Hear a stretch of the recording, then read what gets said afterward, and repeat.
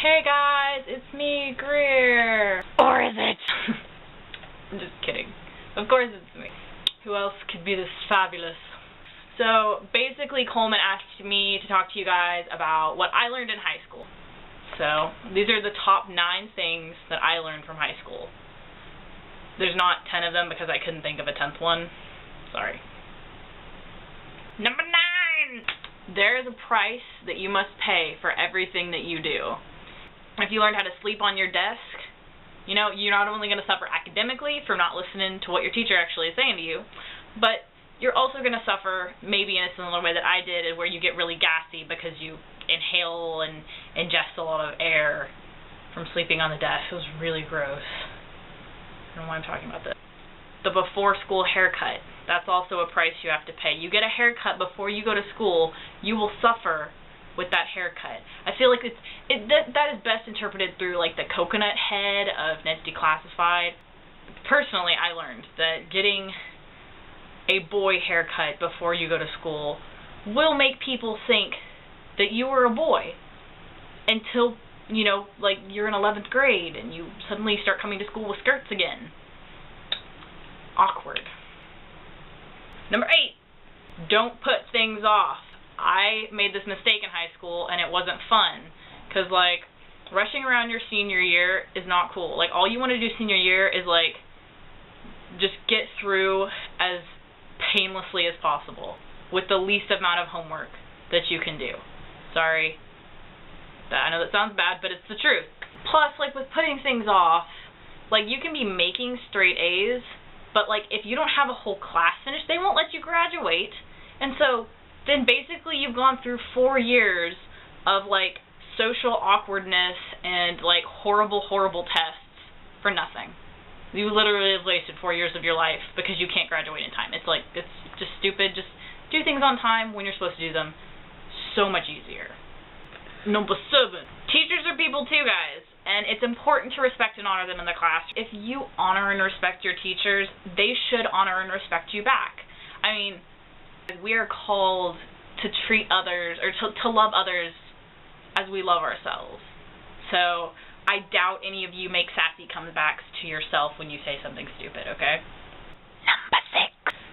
Just because you're bad at something doesn't mean you're an idiot. Guys, when I look at numbers, my brain is like, I don't read Chinese. Math and science is super hard for me. See, what I lacked in most of my academic classes, I made up for in my art and drama class, and vice versa, what most of my academic friends lacked in artistic ability, they made up for in the fact that they knew the entirety of quantum physics. Private schoolers. So what I'm trying to say, guys, is nobody's perfect. I gotta work it again and again till I get it right. Nobody's perfect. I'm living and learning, and if I mess it up sometime, hey, nobody's perfect. Number 5. Okay, so number 5 doesn't really have a title, so I'm just going to kind of jump into it, and hopefully my point will get across to you guys. Puberty is a word we use to describe the transformation from kid to adult. But typically it's a lot more messy than just that word by itself. As we know, that process typically isn't the most visually appealing thing, especially considering it creeps along about as slow as a tortoise. The slow rate at which it creeps along allows us to see every horrifyingly little detail about it. And sometimes we end up looking like Michael Jackson with the bad case of the phage. Star Trek, guys. That was a Star Trek reference. None of you, okay. You may not be too happy with your appearance at the moment, but you really don't need to worry about it because you're still growing. El numbre 4. Please don't date. I know that probably a lot of you guys are thinking, but Greg, you dated in high school. Well, you guys want to know what dating in high school got me? It got me a lower grade point average, less time to spend with my friends, and a whole crap load of embarrassment with a side of a broken heart. It was great. It was great. Aren't your raging hormones enough as it is? You don't need to complicate things with a romantic relationship. Look, I know most of you guys are just going to ignore this advice and go ahead and date anyway. So I figure I might as well give you what I learned from dating. advice too, because I know most of you guys aren't going to listen to this. Basically, there are 4 things that I came up with. 1, time is the most precious thing you can give a person. 2, be empathetic, please. 3, don't date someone if they aren't your best friend. And 4, don't do something with someone you wouldn't want to tell your future husband/wife. Okay? Simple stuff. Please just be careful, you guys. Number 3. Oh my gosh, I don't have a boyfriend. I'm gonna die sad and alone. Just following up on my last bit of advice, I would like to say that just because you're single all throughout high school, or for most of high school, doesn't mean that you're gonna die sad and alone, okay? You guys are like from 12 to 17, somewhere in that range. How could you possibly know what's going to happen for the rest of your life? I mean, seriously, how could you possibly know that? Did you guys know that average people, like the average marrying age in America is 25 to 27? That's 10 years from now, you guys. 10 years. Okay, look back 10 years in your life from now, okay? Back when you guys were from 2 to 7.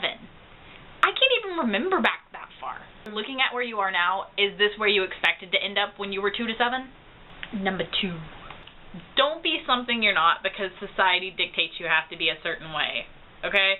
Basically, this is a combination of be yourself and don't follow labels, kind of like all jumbled up together. This is kind of how I became aware of all of this when I was in high school, so I'm going to explain it the way I did. So basically, going into high school, I knew that I could not be a pretty makeup fashion girl. I knew that I couldn't be that. And so I figured, oh, if I can't be that, then I must be the opposite of that, which is a tough, nerdy tomboy, okay? But like halfway through high school, after going through this process to make myself that, I realized that I wasn't that either. I was a mix of the two. The way that I see it is there's a white spectrum and a black spectrum. There's the black spectrum of like the tough, emo, tomboy, and then there's the white spectrum of like the popular, pretty, makeup-wearing skinny girls, okay? This also applies to boys, okay? There's the popular jock boys, and then the nerdy computer boys, okay? This is how it works, okay? So no one should ever be all white or all black. We should all be a gray. We should all be a mix in the middle. Okay? Does that make sense? I mean, some of us may be a darker gray or a lighter gray, but at the end, we're always gray. We're never black or white. Number 1. The number 1 thing that I learned in high school was to trust God. And I know you guys are like, what do you mean? They like teach that at church. I wish that I had really fully understood that going into high school. I feel like it would have made my life a lot easier. Because for the first couple of years of high school, I just completely ignored God. I mean, I don't think I intentionally did, but I just didn't care at all. And I realized how important He is in my life because it's physically and emotionally and academically just hard. And, you know, you really need to make sure that God is there for you through all of it. I mean, if you are struggling with anything, you need to be praying about it. If you are confused about anything, you need to be praying about it. If you are worried about anything, you need to be praying about it. And you don't have to be at home or at church to pray. You can pray in school. I can't tell you how many tests. You know, the teacher would, like, slap the test down on the desk, and I would be like, Dear Jesus, please help me with this test. Let me get through this class, please. Don't let it kill me. If you bring God into the little parts of your life, He will grow into the big parts of your life. You know? Just don't forget that. So, guys, that was the top 9 things that I learned in high school. I hope that this video will help you guys. I hope that some of you may actually take some advice from it instead of just watching it and continuing to live your lives on normal. I am important, and you should listen to me. But I love you guys. Have a good high school. Okay, guys, thanks for watching the video. I just want to do a shout out to Blimey Cow. I love their videos and they really inspired this video. I'm not trying to like say that this is my super original video, dear guys, or nothing. So yeah, go watch Blimey Cow because they're awesome. We love you guys.